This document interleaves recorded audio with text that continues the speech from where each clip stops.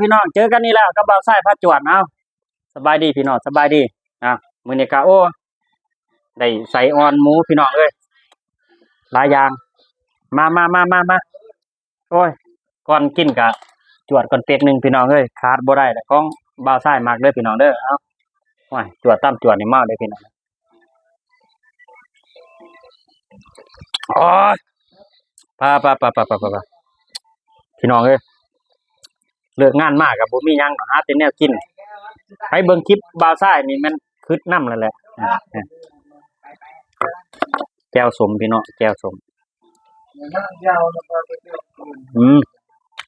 ทำให้แจ้งแจ้งสารไปล้างพี่น้องเอ้ย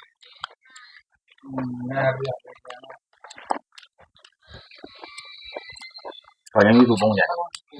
ยุบเลย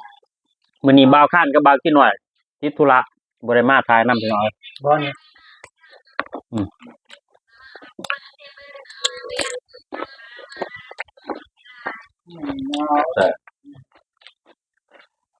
อ๋อใส่อ่อนหมู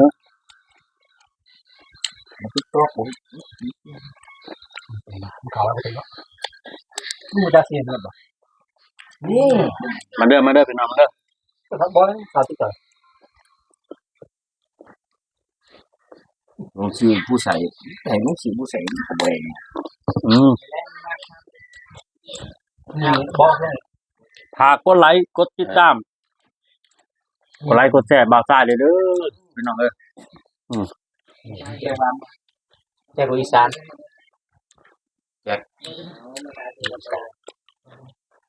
ใส่อ่อนพี่น้องใส่อ่อน